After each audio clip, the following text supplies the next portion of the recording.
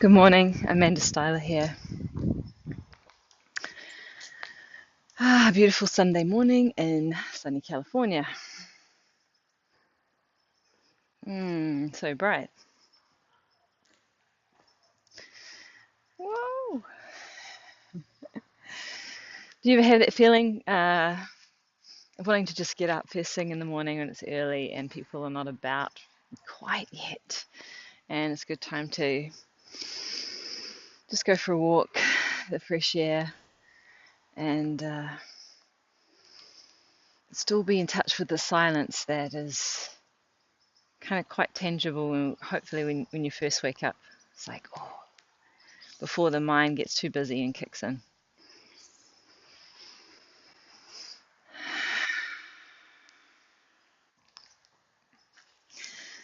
So mostly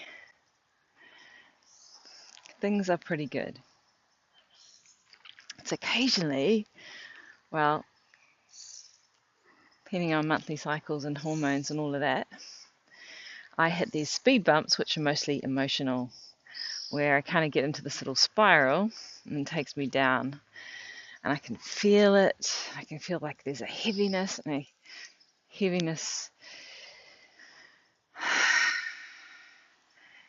heaviness right now in the back of the neck and the shoulders.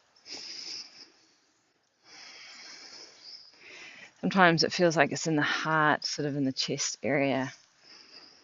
Or sometimes it's down in the pit of the stomach. But mostly lately it's been around kind of neck, shoulders, and yeah,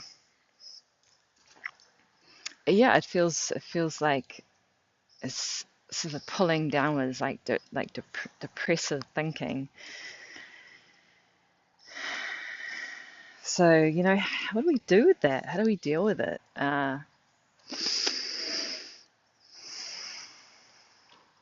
What I have noticed this is if I can stand to like hang out there long enough and just observe it, it does change. It does shift. So it's sort of like we are the sky, like uh, this amazing open space, and our thinking and also our emotions, which are linked to thinking, are like the clouds. They move through, and if you kind of wait long enough, that thinking, whatever was there, it shifts. But sometimes, it comes back pretty rapidly too. It's kind of like you're going through a thunderstorm or like just a long period of challenging weather, bad weather.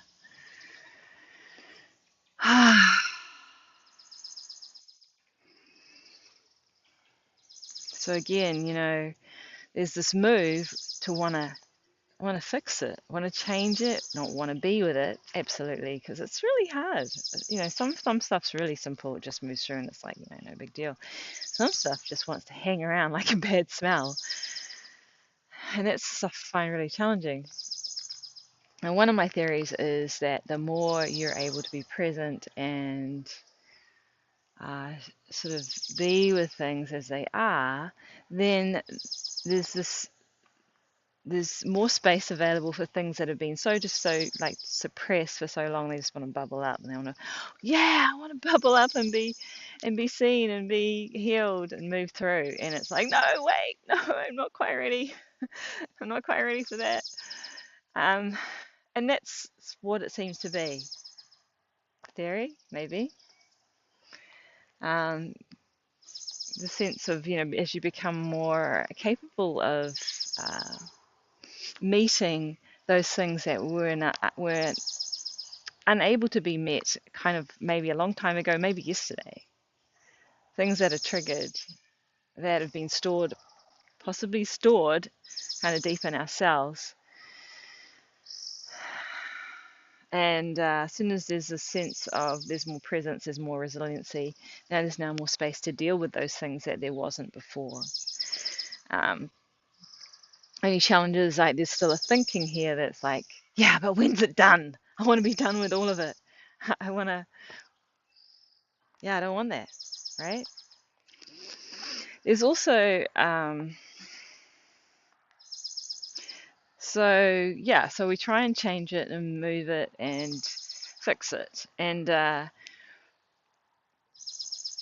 there's many ways to be growing and learning about this. And I know a really popular way is about training the mind. So essentially, the mind is kind of stuck in its old software, and it's just bringing out the same old thinking, and it's triggered by the same thing. So that's what it does. It's just software, and it needs reprogramming. So yeah, like changing your state of mind, and that could be, reprogramming it, surrounding it with different words and sounds that you replay over and over, and it slowly kind of infuses and takes over as a new program. And that is great. And sometimes that's just about dealing with the cause. No, the actual effects of what's happening here. Another really amazing technique is emotional freedom technique, EFT. So the tapping on some of the meridians.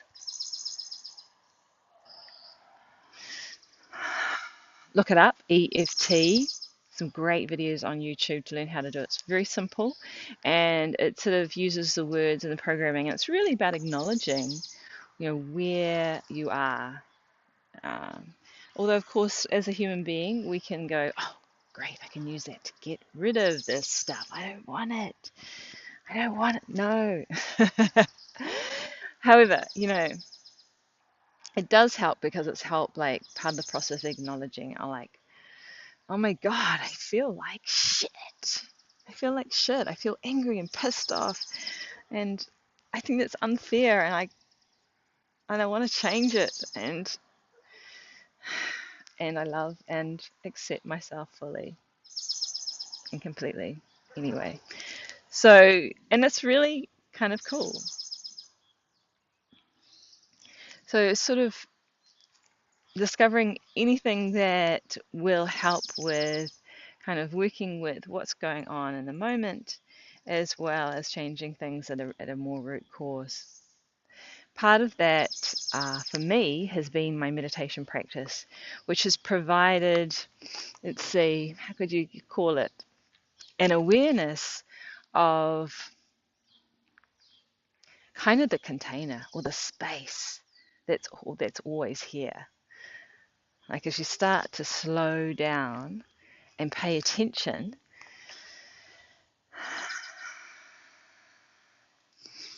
drop into your body, start to notice actually what's kind of here in the sense of sensation and uh, mostly sensation, because it's like you can smell the air, you can start to feel the sense of this body and the ground and maybe the warmth of the sun, or so it's just this tangible sense of kinesthetic, like being here. And if you're outside, it's like start to notice how spacious, how open things are. And then, you can stretch your body up and start to, it's like, oh, okay, I can actually inhabit more space instead of where sometimes we tighten down and get really small, and the mind closes into the small space, and we're kind of caught, and it's very uncomfortable. It can be very uncomfortable, and it can be kind of tiring on the nervous system. So learning to meditate for me has been about getting to know the space of stopping and of pausing, of listening and of silence.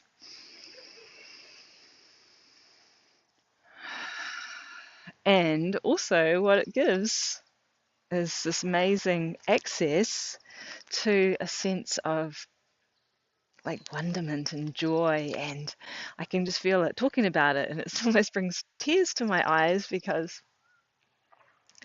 it's like when you realize there's more to life and it's right here and it's accessible. It's just like this remembering to pause and to tune in. Whew. So And then, of course, you become aware of like some of the needs that you have for your body to take care and to nurture this, like this connection that exists here with everything. You know, this sense of universal oneness, or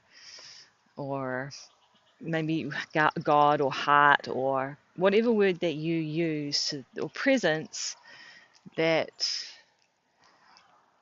the word doesn't completely describe it, but it touches on something that is far out amazing and alive and accessible.